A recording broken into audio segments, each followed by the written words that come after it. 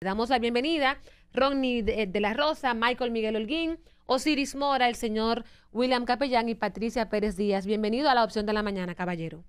Muchísimas gracias a todos ustedes por darme la opción en la mañana de compartir con los dominicanos, y para mí es un honor estar con ustedes. Muchas gracias. El honor es nuestro. Gracias. Yo he tomado una decisión de vida, distinguido, de vida, seria, delante de Dios. Y es tomar la política en serio. Y lo que hago en serio, cogerlo en serio. Y con esa seriedad que digo yo, que he decidido tener, yo quiero hacer una pregunta puntual, que me llama muchísimo la atención y usted me la puede contestar. Bueno.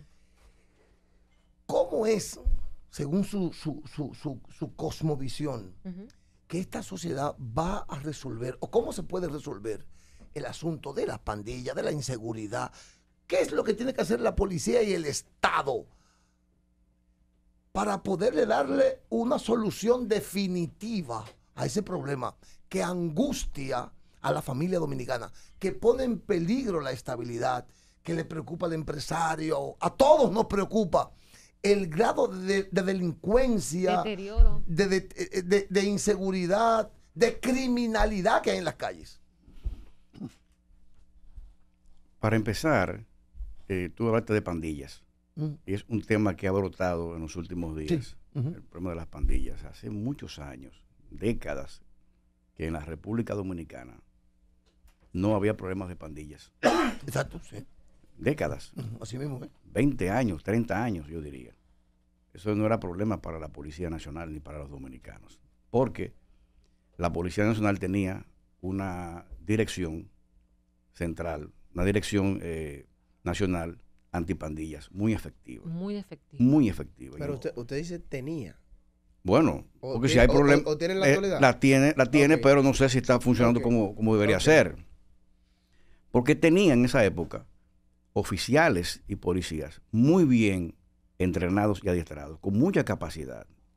Incluso el actual Ministerio del Interior tenía dentro de sus filas a un oficial general retirado, yo diría de los más preparados en el país, el general retirado Víctor Leonardo Burgos, quien yo tenía a él al frente de antipandillas en la policía, un oficial de mucha capacidad, sobre todo en esos temas. Y hacía una labor extraordinaria en los barrios más vulnerables, con cientos de jóvenes, para sacarlos o neutralizarlos o amortiguarlos para que no estén en las pandillas. Una labor social muy importante, porque yo quiero señalar aquí, y a los amigos televidentes, que el problema de la violencia y delincuencia en sus manifestaciones distintas no es un problema policial, es social. Sí, sí. Es social. Sí, lo sé. Y como tal, como es social, tiene que ser tratado de manera social. Entonces, el problema de las pandillas es un problema que tiene que ser atacado en el aspecto social, en el área social. Y más que la policía, es un tema del Ministerio de Interior y Policía. La policía es operacional, pero los planes y diseños Sí. de esas políticas tienen que ser del Ministerio de Interior y Policía. Pues ahí mismo describan, perdóname, el enfoque social, o sea, ábralo. Sí. Ese enfoque que es Desarrollo. abordarlo desde lo social. Sí. Desde la Perdón, Patricia. Desde No, la está perspectiva social, el tema vamos a hacerlo más amplio, delincuencia y violencia. Sí. Hay que ver este tema como el cuerpo humano. Cuando un paciente va a una clínica, tiene que ser visto su sistema. Bueno, yo me hice ayer análisis porque fui al urólogo. Voy todos los años para, ¿verdad?, ser preventivo. Rutinario, claro. Y es preventivo. La prevención. Entonces, él me envió a hacer unos análisis y fui a referencia y me hice una batería de análisis. Una analítica completa. Exactamente. Entonces, ¿por qué? Porque bueno, el ácido úrico, la creatinina, La glucosa. exactamente la glucosa, la orina, y ahí todos los elementos de la orina, el pH, etcétera, todo eso. Porque el médico tiene que evaluar al paciente. Holísticamente. Exactamente, para entonces determinar qué especialista, cuando ve algo que está por encima del promedio, referirlo, exactamente. Entonces, eso pasa con la perspectiva social de la delincuencia y violencia tiene que ser analizado de las diferentes perspectivas del cuerpo humano, porque el cuerpo humano tiene varios subsistemas: el subsistema inmunológico, el subsistema circulatorio, su sistema respiratorio, su sistema urinario, que acabo de decir ahora, ¿no? El subsistema cerebral, Sí, ¿entiendes? Nervioso. Sí. Así también tiene la sociedad varios subsistemas. Entonces, en la sociedad, el subsistema de seguridad, el subsistema de economía, el subsistema de obras públicas, el subsistema de salud, el subsistema de etcétera. Y cada subsistema tiene que ser tratado a nivel de social. Me explico. Okay. La delincuencia y violencia, y de acuerdo al triángulo de Galton, gran sociólogo, matemático, sociólogo, no policía, sociólogo, que desarrolló, noruego, Harold Galton, desarrolló un tema muy importante con respecto a los generadores de violencia y delincuencia. Y esos generadores, porque, un paréntesis, el problema es que el Estado, el gobierno actualmente ha fallado, que no está atacando las causas que generan violencia y delincuencia. Solamente reacciona a los efectos de Después. con operativos. No está preveniendo. No, con operativos. Esos operativos ya eso está mandado a guardar, son del siglo XXI. Sí. Es la prevención que se requiere. Entonces, hablando en términos anteriores, entonces, ¿qué hay que hacer?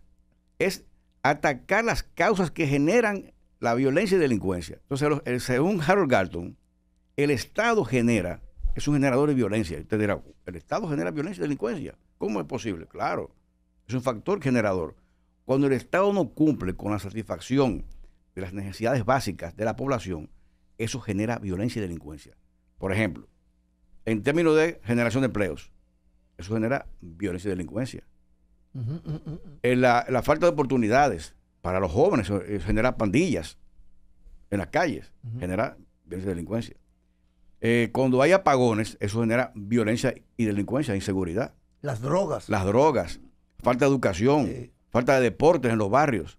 Entonces, cuando el Estado no cumple con esos elementos fundamentales, mínimos para la población, son generadores. Entonces, si hay violencia y delincuencia en una zona, y ahí vamos a ir ya aterrizando en el tema, existe lo que se llama el mapeo delictual. Mapeo delictivo. Mapeo delictivo. Que con las estadísticas, y vamos a lo que es la analítica, a mí me está indicando la analítica, mi estadística, que en tales barrios, en tales zonas, hay eventos delincuenciales que se están manifestando, o sea, afección delictual. Ahí el tejido social está siendo afectado. ¿Por qué? Bueno, en esta zona hay muchos robos de vehículos. Por ejemplo, en la zona colonial, hay muchos robos de vehículos y de motores. En el Capotillo, hay muchos robos de riñas y menores. En Naco. Entonces, ¿qué pasa? Que la policía tiene que, en base a las estadísticas, analizar el tema y enviar ahí las patrullas necesarias y efectivas para ese tipo de afección, para ese tipo de delito. Entonces, ¿y quién da eso? Una unidad especializada que bajo el estudio de la criminología, que eso no se está haciendo. Yo dejé una oficina de criminología en la Policía Nacional en estadística y ya no se está utilizando. ¿Y qué es la criminología? Y voy a tu pregunta, señorita Pérez. La criminología es también el uso de las ciencias sociales, no policiales. Las ciencias sociales. Oiga bien, la criminología es una rama de las ciencias sociales que estudia el delito, que estudia la mente criminal, que estudia el entorno donde se cometen los delitos, que estudia el efecto criminal, que estudia inclusive el control policial. Entonces, ¿con quiénes? Con las ciencias interdisciplinarias como la antropología, el estudio del hombre, la psicología, la psiquiatría, la física, la química, las matemáticas, la estadística. Entonces, esos especialistas como los antropólogos, sociólogos, psicólogos, psiquiatras, estudian el fenómeno criminal dentro de la policía, con la policía. Vamos, en esta zona me está ocurriendo tal hecho. Entonces yo envío a esos profesionales y me estudian y hacen un levantamiento de por qué son las causas que me está generando violencia y delincuencia y el tipo de violencia y delincuencia para hacer un diseño y un plan y actuar en consecuencia. General, Sí. siguiendo eso, porque no es una interrupción, sino meter un ingrediente nuevo. Sí. Yo he insistido en otros comentarios aquí de lo que se llama el efecto contagio. Y con esto no quiero decir que hayan venido aquí bandoleros de Haití, sino que se quiera imitar que ese problema social que usted enfoca de una forma muy apropiada, se quiera imitar el estilo de la banda y de los atracadores en Haití. Está ocurriendo aquí. Es el efecto eso. imitativo. O sea, lo que yo llamo Sí, efecto sí, sí. contagio. Efecto imitativo, sí, Ajá. sí, correcto, eso es correcto. Y eso puede estar ocurriendo. Sí, sí, en la claro que República sí, Dominicana. claro que ¿Ustedes sí. están oyendo? Claro, no. Y pongo un ejemplo Sí. que estamos tratando ahorita. En la comunicación aquí con ustedes, los medios de comunicación, el utilizar las palabras vulgares, que alguien muy famoso empezó con ellos, Ajá. ahora mismo está diseminado en todas las radios y Así en la mismo televisión. es, así mismo es. El efecto contagio es imitativo. Ahora mismo, despotricar por Faltarle el respeto a cualquiera. a cualquiera, Claro. eso es muy común en los medios de comunicación ahora mismo. Normalizar. Perdóneme. Ahora sí, es un perdón de 6 segundos. Sí, perdonado. No, de 6 segundos, perdóneme. Que yo escuché, y no se lo perdono, a un señor llamado Guerrero hablar del jefe de la policía, del director de la policía, que yo no sé cómo esta sociedad, como el Estado Dominicano, permite que se le hable así a un director general de la policía. Bueno, Eso es el imperdonable. presidente. Quiero decir aquí. Imagínate. Imagínate un General, director mire, de la policía. en esa misma línea. Yo lo tengo demandado a él Ah. en los tribunales. Ay, por Es lo una mismo. falta de respeto. Ya Esto usted no es sabe. asunto de libertad de expresión, no. No, Usted lo tiene que- que respetar la dignidad de un ministro, de un jefe. sin yo querer ampliar en el Así se tema, perdona. yo lo tengo él demandado en los tribunales para que lo que él dice en su programa, que yo respeto mucho lo que él dice, por supuesto, porque hay libertad de expresión, pero lo que él dice en su programa, que lo demuestre en los tribunales. Exacto. Él tiene gran oportunidad con esa demanda de demostrarlo y todavía no ha podido, vive reenviando el proceso. Incidentando Huyendo del proceso. se Huyendo. llama eso. ¿Se entiende? Que él diga en el tribunal y demuestre con pruebas lo que él dice en el tribunal. En Y la así, radio, y así sí. cualquiera. Bueno, Sí. señorita, dígame usted. General, mire, en la misma línea que seguíamos de la problemática social, la sociedad se conforma por muchos entes y uno de estos entes es la propia policía, que ha sido atacada desde hace mucho tiempo porque no hay una confianza de la sociedad por los actores. Hemos visto estadísticas en los últimos días donde en la mayoría de los casos delictivos hay un policía involucrado y como que no hay esa confianza de la sociedad con ese organismo tan importante. Se ha implementado, se ha llevado a cabo una famosa reforma. ¿Qué usted cree que le hace falta a esa reforma para que se pueda encaminar y pueda convertirse la policía en un organismo confiable para esa sociedad que necesita ser reformada también? Y esa. Continuamos con la opción de la mañana para que el país se exprese. Yo estoy disfrutando mucho esto porque verdaderamente a todos nosotros y a todo el país le preocupa mucho el grado de deterioro que presenta la ciudad, las ciudades. Y entonces estamos frente a un hombre que tiene verdades que puede presentar. Y eso a mí me merece respeto y cariño. Entonces, Rafael Guillermo Guzmán Fermín nos está distinguiendo hoy con esas respuestas. Distinguiendo. Ronnie tenía... No, yo la tenía primero que Ronnie. Yo no. No, yo pero pero- porque él había una hecho. pregunta en el aire Ah, ok. sobre el tema de la sociedad Y la reforma. y la reforma policial, a propósito de lo que usted hablaba de que hay que reformar también la sociedad para prevenir estos hechos. En cuanto a la reforma de la policía, hay un mito que hay que romper aquí. Que dicen que la policía no quiere reformarse. Que hay resistencia a una reforma en la policía, por los policías. Y no es cierto. Porque los intentos de reforma que han tenido algunos gobiernos con sus diferentes tipos de métodos de reforma, que han fracasado en algunos casos, no se debe a la Policía Nacional, se debe al poder político. Y lo digo con toda responsabilidad. Me explico. Voy a poner dos ejemplos. Uno que fue exitoso y otro que fue un fracaso.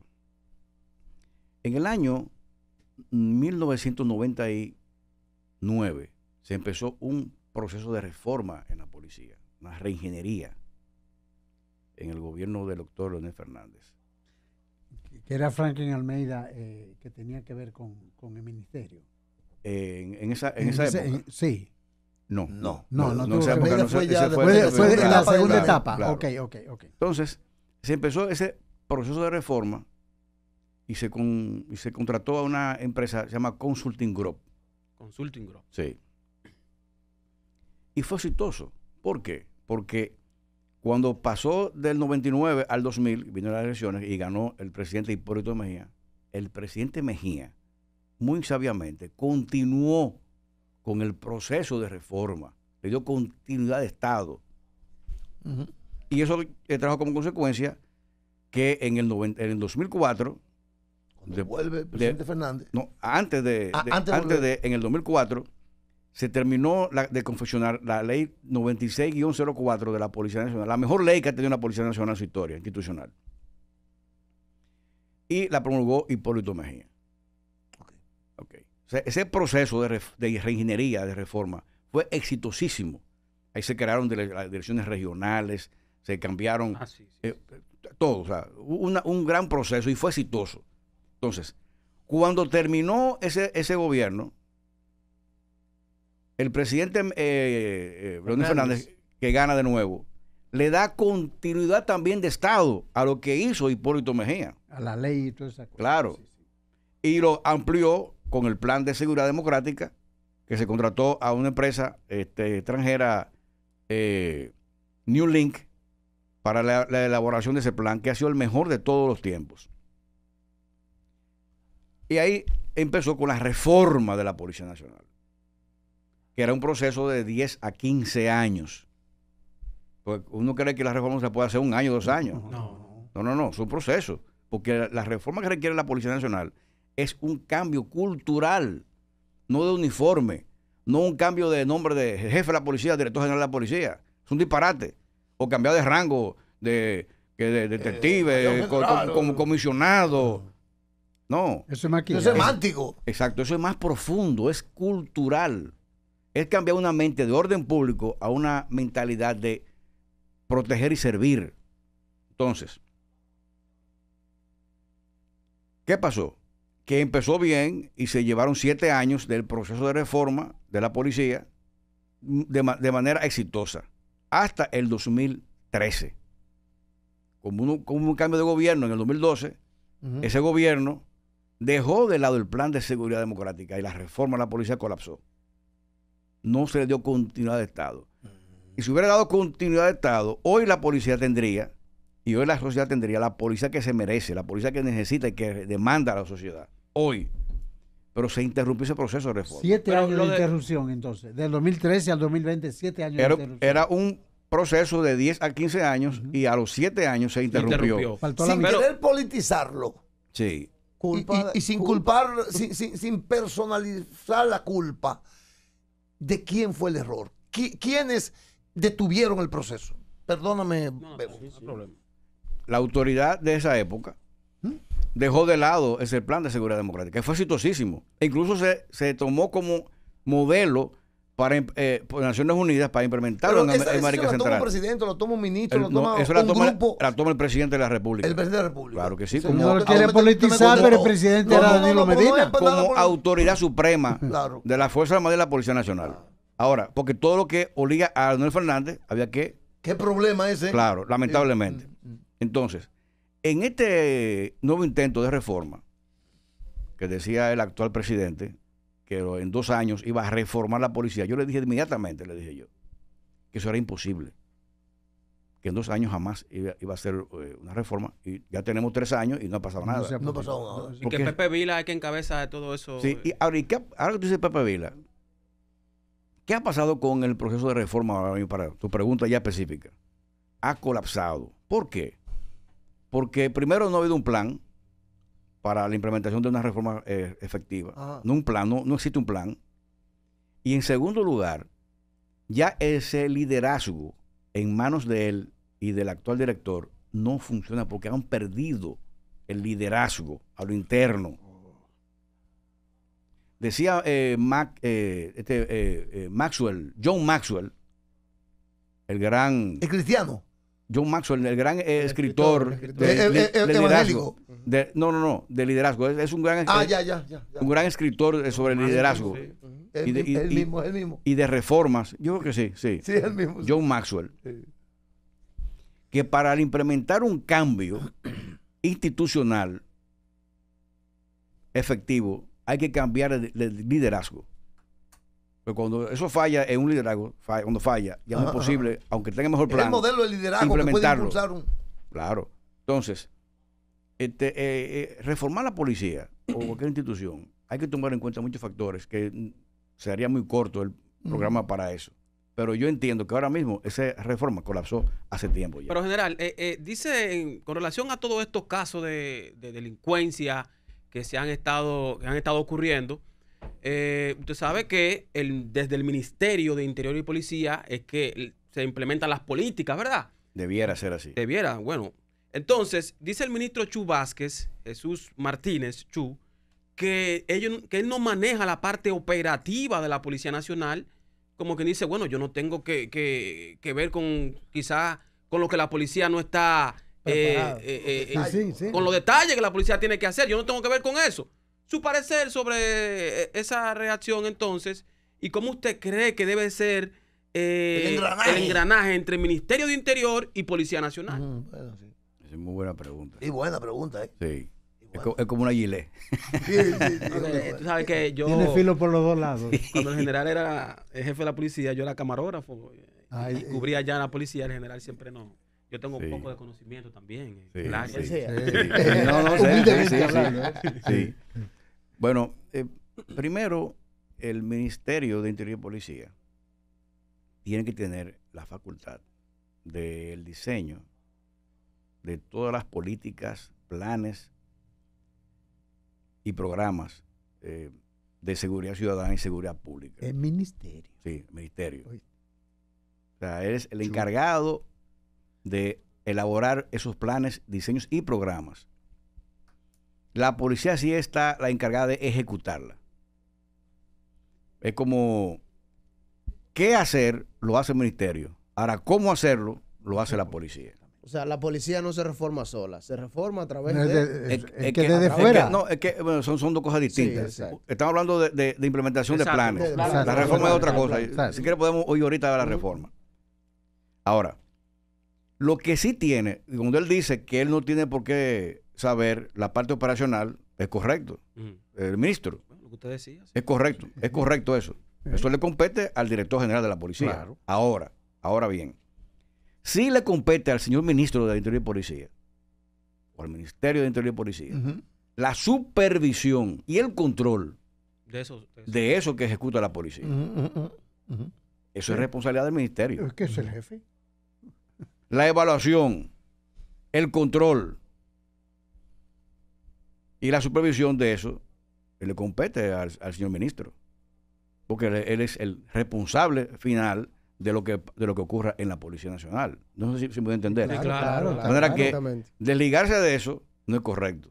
Ahora, que él tenga que saber los detalles operacionales, no. Eso le compete a la policía. Entonces, en cuanto al tema de pandillas, que está surgiendo de nuevo el tema en los barrios, penosamente, y es muy peligroso. Yo digo que hace 20 años eso no Y es ocurría. muy peligroso, Sí. o sea, muy peligroso que lleguemos a esto. Es una gran debilidad que está mostrando el tema de seguridad ciudadana por parte de la policía. Gran error de la policía. Mire, esta mañana, don Rafael, el joven aquí, Osiris Mora, quien humildemente dice que lo conoce a usted hace mucho tiempo. Sí, era un niño en esa época. Un niño, un crío, un sí. camarógrafo. Era, Sí. era, Él- era realmente el Él verbo, trajo, porque- él trajo una información interesantísima sobre el muerto, desaparecido y vivo Quirinito. que dice que parece que la Interpol, porque el hombre tiene una alerta roja, uno de los más buscados. lo han ubicado en Europa en algún quirinito. El Castillo Paniagua. Exactamente. Sí, Alejandro. Ok. Alejandro Castillo. Castillo Paniagua. Pero yo no me quiero concentrar en quirinito, sino en una acción específica. Sí. El servicio secreto de la policía y su coordinación, en este caso con la Interpol. ¿Cómo funciona el servicio secreto de la policía? Aquel paletero, aquel limpiabota, aquel tipo delivery, que es un oficial probablemente. ¿Cómo funciona o cómo debería funcionar el servicio secreto de la policía? Hoy en día esa unidad, que era muy temida antes, Sí, en la década- del servicio secreto, Sí. imagínate tú. En los tiempos de la dictadura. formé- Veían a un tipo, escúchame, con una pistola aquí vendiendo paletas y con la pistola que decían, ese es el servicio secreto, pero no era secreto. No era nada secreto, era intimidante. Yo formé parte en esa década de los 90 en el servicio secreto. Era muy temido, en verdad que sí. Y Sí, muy sí, operativo. Sí. Y tenía una mística, era muy bueno, muy bueno. Eso se llama ahora mismo inteligencia delictiva. Ujú. Dirección Central de Inteligencia Un Delictiva. cambio de nombre, pero es lo mismo que tú. Se amplió más. Con más ciencia. Se amplió, tal vez. claro, por supuesto. Se amplió más. Ok. Y te trae un tema muy importante. Y lo voy a decir en televisión y en radio en primicia. Y es una propuesta que yo realicé yo escribo todos los meses en el Listín Diario. Y tengo escribiendo una serie sobre el tema de seguridad ciudadana hace ya como de enero para acá.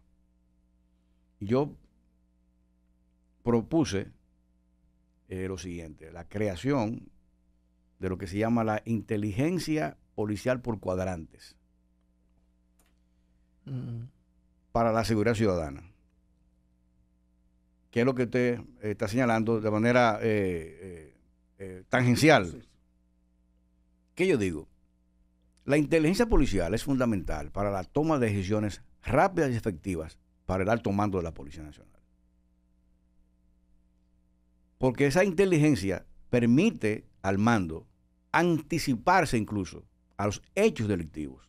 La anticipación oportuna de la delincuencia y violencia.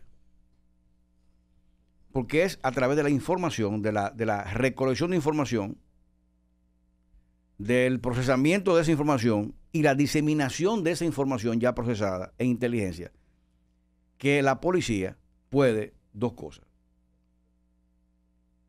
enviarla a lo que es la inteligencia estratégica y operacional, y ahora una nueva, que es la prospectiva, o sea, la proyección de esa inteligencia a futuro. anticiparse a los eventos delictivos. Y esa inteligencia policial, que cuando se creó en la reforma de la policía, fue muy efectiva. Porque ahora, ¿por qué ha disminuido eso? Y lo voy a decir aquí responsablemente. Porque la mayoría de los aparatos de inteligencia están ahora mismo persiguiendo políticos y periodistas.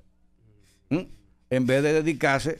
Qué barbaridad, ¿eh? En vez de estar dedicándose a escuchar delincuentes, Exacto. está escuchando periodistas Exacto. y políticos. A nosotros, a mí también, o sea, es así la cosa. Y a los choferes de uno y toda la cosa. De manera irresponsable. Y violando el derecho, inclusive constitucional de cada quien. Porque es una violación a los derechos La constitucionales. intimidad de la persona. Claro. Entonces, esa inteligencia debiera enfocarse a lo que tenía que ser antes, a la delincuencia, Sí. al tráfico de drogas, Sí. etcétera. Entonces, esa inteligencia policial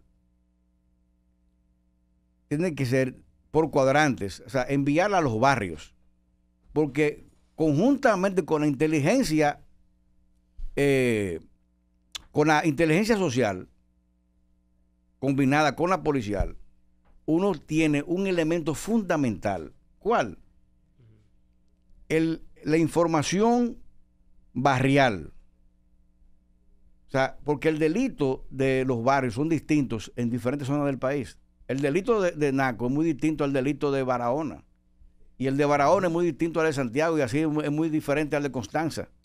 Por lo tanto, el levantamiento de la inteligencia policial por cuadrantes le daría a la Policía Nacional un instrumento esencial para la toma de decisiones de cada comandante De la zona. de la zona, Claro. con sus particularidades distintas de la zona, para dar respuesta puntual a su comunidad que usted tiene bajo su mando. No sé si me voy a entender. Claro, Sí, sí. claro, nítido. Sí, Sí. sí, Esta es mi última pregunta. sí. Eh,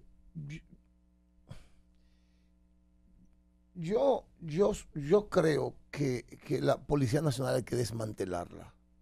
Pero lo digo con respeto. No lo digo como portal. Y yo le voy a decir por qué. Yo soy activista social toda una vida. Y no estoy de acuerdo con eso, y te voy a decir por qué ahorita. No, Sí. Sí, pero yo le voy a decir por qué Sí. creo yo que hay que desmantelarla. sí. Yo soy activista social de toda una vida. Yo puedo ir a Capo Tibio ahora y decirle a usted dónde se vende droga, hay mucha. Ahora mismo, yo paro esto y voy y digo, mira ahí, y usted lo sabe. Un tema importante que acaba de decir también. ¿Eh? Otro tema importante. Sí, y usted lo sabe. Porque lo sé yo. Cuando yo pienso en las drogas, mire, estoy engranojado. Yo pienso en que mi hijo Elian de 14 años, en cualquier momento, yendo para la escuela, podrían darle un tiro. ¿Por qué motivo? Y sin embargo, cuando venga la desgracia, es que yo me voy a lamentar. Ujú. Para mí las drogas es algo catastrófico de una sociedad. Y República Dominicana ya es un territorio minado de las drogas. Y usted lo sabe. ¿Por qué razón, con todo respeto, el Estado Dominicano y de manera especial Estados Unidos, que es responsable de muchas de las cosas que en drogas ocurren, por qué razón permitimos convivir con el narcotráfico? Yo quiero una respuesta seria suya. Tú has tocado un tema muy importante y que yo también lo he expresado muchas veces.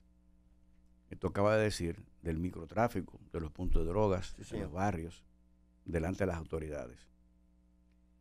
Yo diría que uno de los errores más grandes que ha cometido el presidente actual, Actual.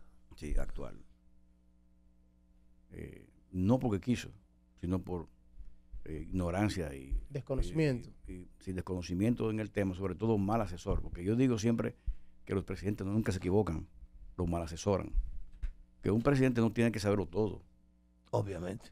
para eso tiene que tener asesores que le ayuden a ser A entender y hacer una buena gestión, porque el presidente no es médico, pero tiene asesor pública, Exactamente. no es ingeniero, pero tiene obras públicas, no es policía, pero tiene al Ministerio de Interior y Policía, Claro. etcétera, ¿me entiendes? Claro. Entonces, en el tema de policía es muy mal asesorado. En el Y tema él- policial. Claro, claro. Y fíjate bien por qué. En el tema de los puntos de drogas y de las drogas en los barrios, él eliminó de un plumazo el DICAN, el de la Dirección Central de Ujú. Antinarcóticos de la El Policía. DICAN. Que era del microtráfico. Claro, porque, Luego del escándalo que Claro. ocurrió. Claro. entonces, porque había corrupción en el DICAN. Y lo hizo hizo un absurdo. ¿Cuál? Que en vez de castigar a los corruptos de esa institución, ese organismo de la policía, eliminó el organismo. Oiga bien, ninguno fue sometido a la justicia. Lo que debió haber hecho es hacer investigación, tomar a esos oficiales corruptos, someter a la justicia y votarlo todito. Y no eliminar la institución, o sea, el organismo de la institución. Es como, hay corrupción en Hacienda. Pues ahí están presos los que estaban ahí en Hacienda, pero no eliminan Hacienda. No. Es verdad. ¿Eh? Es verdad. ¿Hubo corrupción en agricultura? Eliminen agricultura. No, cojan a los que están en agricultura y métanlos presos. La institucionalidad debe de continuar. Que en OISOE ocurrió, y están ahí, están presos en OISOE, pero no eliminan a OISOE. Entonces, ahora mismo, la Policía Nacional no tiene facultad, oiga bien, no tiene facultad de apresar a nadie que esté involucrado en asuntos de drogas en los barrios. ¿Cómo así? No Sin tiene- embargo, perdón, paréntesis, que va a servir mucho Sí. Dicen los números que esta gestión, dicen, y desmiéntame, que esta gestión es la que más Ha golpeado. Ha golpeado el narcotráfico.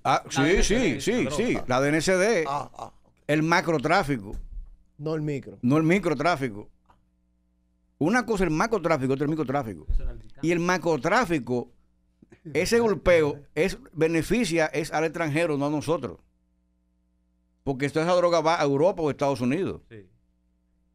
El microtráfico El que se es queda. el que se queda aquí y es el que afecta a los dominicanos en los barrios. Ahora, vamos a hacer un paralelismo. Y amigos televidentes, que para que entiendan lo que estoy diciendo. La DEA, que tiene jurisdicción mundial, es como fuera aquí la DNCD, pequeña. O sea, la DNCD es como una DEA. La DEA en los Estados Unidos no se encarga del microtráfico. Se encarga solamente de lo grande, de lo macrotráfico. Chapo y compañía. Porque el microtráfico en los Estados Unidos lo atacan las policías estatales. A locales también. Las policías locales, las estatales. Son las policías que están en los barrios, que están en los estados, que atacan el microtráfico. Paran una gente, una hierbita, una cosa. Claro. Entonces aquí tendría que pasar lo mismo. El macrotráfico aquí tiene que ser atacado por la DNCD. Pero el microtráfico es la policía que tiene que atacarlo porque es la que está en todos los barrios permanentemente. Claro. La DNCD no tiene capacidad operacional ni de instalación institucional para combatir el microtráfico en todas partes del país. Usted va a Barraquito, que está por ahí por... ¿Bajo Yuna? El Barraquito, que eso es lejísimo. Yo estuve ahora con mi familia. Y hay uno grande que se llama el Barracota, que es el Caño Grande. Y ahí usted no encuentra una estación ni del Ejército, ni de la Marina, ni de la DNCD, pero de la policía sí. Para poner un ejemplo. Sí. Usted vengan a ver allá en el sur. En el sur de Independencia. Claro. Double G. Y usted no va a encontrar ahí ni del Ejército, más cercano, hay muchos guardias ahí, pero por cierto, va a encontrar de la policía solamente. Un localcito que da pena es de la policía. De tablita. Entonces, usted no encuentra ahí una estación tampoco de la DNCD, pero se trafica. Sí, hay drogas, vengan a ver. Entonces, fue una... Y ahora mismo, de acuerdo a la ley actual de antidrogas, actualmente la ley... La única institución capaz de apresar y someter a la justicia elementos con drogas es la DNCD, no la policía. Sí. O sea, le quitaron esa... Por lo tanto, yo puedo traficar con drogas en los barrios delante de la policía y la policía no se mete. No tiene por qué. No tiene facultad. Pudiera hacerlo, porque es de orden público. Cuando es de orden público. Pudiera hacerlo, pero no está facultada. Por lo tanto, tú decirle a la policía, pero tú estás con ellos conviviendo en la policía, eso es tuyo, no son de mí, eso es de la DNCD. Y la verdad. Y entonces a eso se deberá. No sé si me puede entender. Sí, entonces, claro. Pero la respuesta está incompleta. Entonces, porque ahora, usted como jefe de la policía, ya, para cerrar, fue. ¿Por qué usted? O sea, dígame la debilidad que tiene usted como jefe de la policía para saber. Y usted como dominicano, yo sé que está comprometido. Cuando fui jefe de la policía, hice un levantamiento. Que ahí se vende droga y se lo llevé convivir con eso. Y se lo llevé antes de la creación de la acción de antinarcóticos. Sí, señor. Le hicimos un levantamiento completo. Y primera vez que lo digo. Sí, señor. Un levantamiento completo de los lugares donde habían puntos de drogas, con fotografías, con nombres y apellidos, los lugares y todo, una georreferenciación. Cuando Vincho era jefe, dijo que había 30,000 puestos de venta de droga. Y se lo llevamos un material con fotografía a color inclusive, así, al presidente. Y él se la armó y dio instrucciones para que eso se resolviera. Y después se creó esta unidad y una mesa interinstitucional que la dirigía el ministro de Interior y Policía, Franklin Almeida, que dio un gran apoyo a este tema. Y se combatieron esos elementos de drogas. Aquí había uno que le decían el chino. En los barrios, tú sabes. ¿Tú sabes quién es? El chino. Sí, claro. Chino. El chino y otro que decían... el gringo era el gringo. El otro gringo. Y que decían... El gringo mató un familiar mío. Y decían que él era intocable, que él no caía preso. Sí, ¿Cómo que no caía preso? ¿Cómo que tú no vas a quedar preso? En mi gestión. Sí, sí. ¿Mm? Y los dos que llevan presos en mi gestión, presos los dos. Porque no habían vacas sagradas. Y tenían ellos, movían miles de millones de pesos en los barrios. Increíble. Porque atacamos el microtráfico con responsabilidad. ¿Entiendes? Entonces, ahora mismo, esos en los barrios, después de la desaparición del DICAN, que yo respeto la decisión del presidente, reitero, fue mala decisión, fue un error de él. Pero si él quería pasarla como le pasó esa facultad a la DNCD, debió primero, antes de tomar la decisión, Equiparla. crear una unidad especializada en la DNCD, Exacto. aumentar el personal, Para el micro. entrenarlo, formarlo, El presupuesto. el presupuesto y además poner destacamento en toda parte del país, en todos los barrios del país, para poder combatir el microtráfico. Ahora mismo están a sus anchas. No hay nadie que lo combata. Y me pongo un ejemplo. Usted, director de la DNCD, o tú, o quien sea. El que fuera, sí. No, por aquí, entre ustedes. Sí, sí. Michael. Director, Sí. Michael, director de la DNCD. Y le van a llevar 2 casos. Mire, aquí hay 1.000 kilos que estamos persiguiendo y necesitamos esta operación, tal personal, tantos recursos, etcétera, y tantos fiscales. Y después yo voy como encargado del microtráfico, de la DNCD, del microtráfico. Sí.